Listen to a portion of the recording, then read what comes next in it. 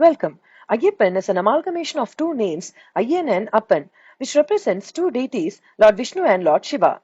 Both Ayyan and Appan means father in native Malayalam language. Birth of Ayyappan. Ayyappan, initially called as Shasta Hariharan, was born during Mohini avatar to Lord Vishnu as Mohini and Lord Shiva. The main reason for the birth of Ayyappan is to kill the demoness Mahishi, who got born that she can only be killed by the son of Lord Vishnu and Lord Shiva, thinking how two male bodies can produce a son. Story of Lord Ayyappan. Once king of Pandalam in Kerala, named Rajaraja Shekara, went for hunting in the deep forest of Pandalam. There he heard a cry of a baby near the banks of river Pamba. The king found a divine and glorious looking infant who was wearing a bead around his neck. As a childless king, he was very fond of taking this beautiful child with him, but hesitated as this child could belong to someone around. Fortunately, sage Agastya arrived there and suggested the king to adopt this child as the child was given as a boon from the heavenly gods. But in reality, after Mohini gave birth to Shasta, he was purposely left on the banks of river Pamba. Now the king with utmost happiness took the infant and named him as Manikandan. Mani meaning bead, Kandan meaning neck, since he is wearing a bead around his neck. Manikandan was brought up as a valiant warrior by learning various skills, including literacy, in a Gurukulam, which is a school. As Manikandan was growing up, the king and queen gave birth to their first biological child, and the king Rajaraja Shekara was delighted and affirmed that this good fortune has happened only due to the arrival of Manikandan.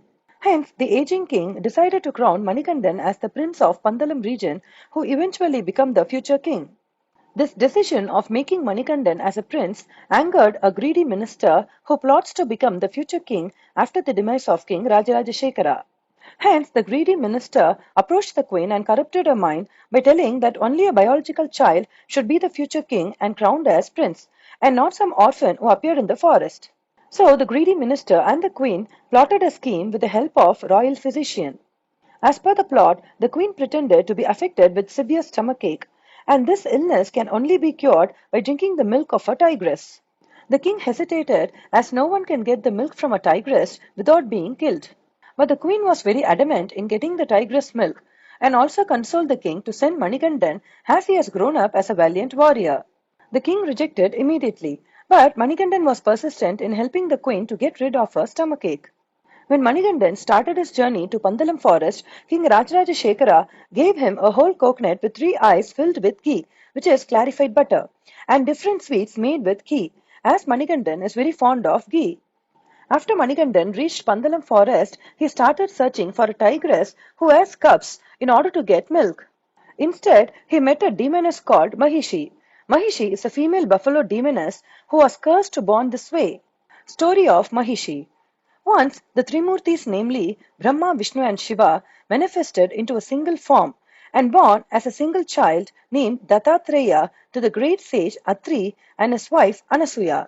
Hence, the Tripura Sundaris, namely Durga, Lakshmi and Saraswati, also manifested in a single form and born as Leela, who is also called as Anagadevi.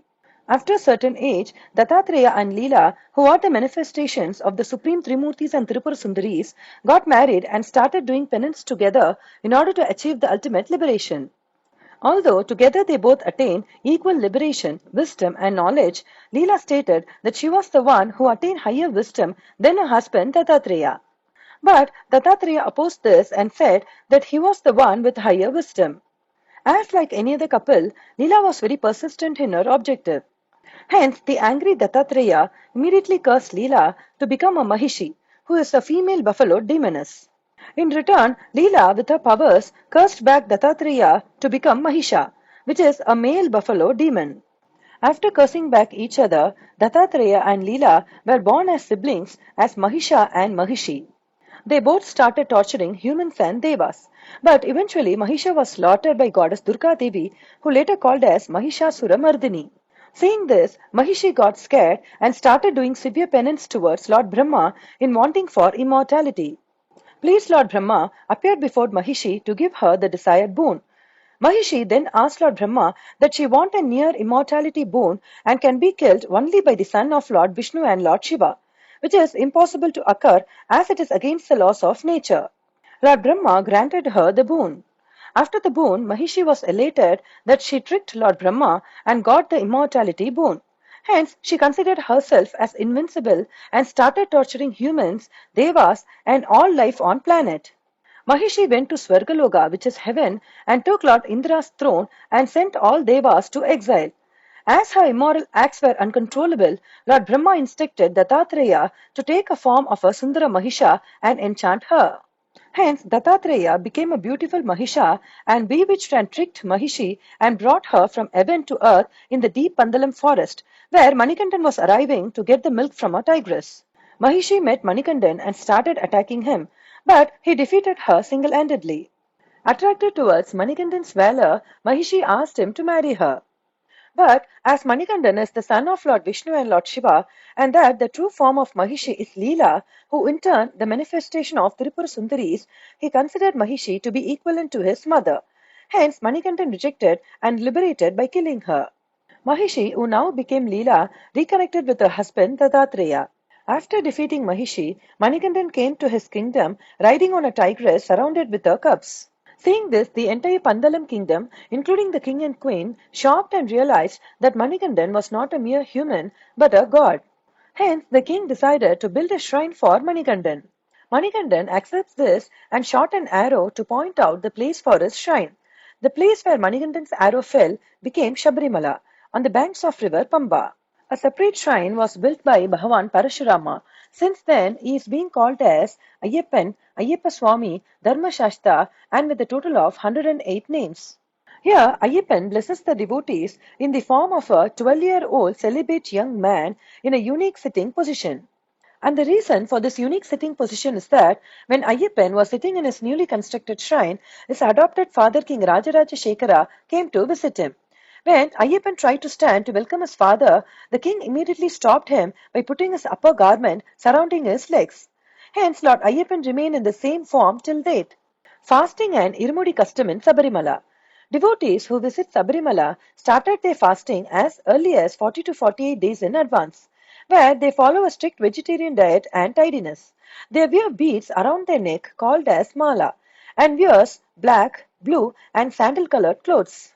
On the day of the holy journey to Sabarimala, devotees carry Irumudi, Iru meaning two, Mudi meaning knot. Irumudi has two pouches with knots on two sides, where one side of the pouch is filled with jaggery, sweets, rice, coins, and a three-eyed coconut filled with ghee.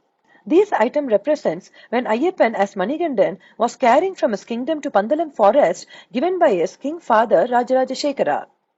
The second pouch is filled with other holy offerings to the temple. Devotees who carry Irumudi start their foot journey on the banks of Pamba river, where it will take around 7 kilometers to reach Sabarimala. The main sanctum of Ayyappan is situated on the top of the hills in 40 feet height. And devotees carrying Irumudi can reach the main sanctum only by going through 18 sacred steps called as Padanettam Padi, where the first 5 steps denotes 5 human senses. The next 8 steps denotes 8 Ashtaragas. The next 3 steps denotes 3 types of gunas. And the last 2 steps denotes knowledge and ignorance. And some devotees believe these 18 steps also denotes 18 hills surrounding Sabarimala. Devotees without Irumudi can also worship Ayyappan by going through the northern gate of the temple. The main deity is Ayyappan, and also there are other shrines located inside the temple for Lord Ganesha, goddess Malligapuratamma, who is the family deity of Pandalam king Rajaraja Shekara, and a separate shrine for Nagaraja, who is the king of serpents, situated adjacent to Malligapuratamma. The main and most famous festivity in Sabarimala is the annual occurrence of Makara Jyoti, which happens during Makara Sankranti around January 14th of every year. Makara Jyoti is considered as a star that appears in the sky every year only on this particular night. And it is a custom till date that only after seeing this Makara Jyoti, people will light Makara Vilakku, which is earthen oil lamps in their houses and also in the temples. As Ayyappa Swami in Sabarimala is situated in the form of a celibate young man, women from 10 to 50 years are not allowed inside the temple. Although this may look partial to women, this custom is being followed for ages and should be respected on the grounds of religious values and beliefs.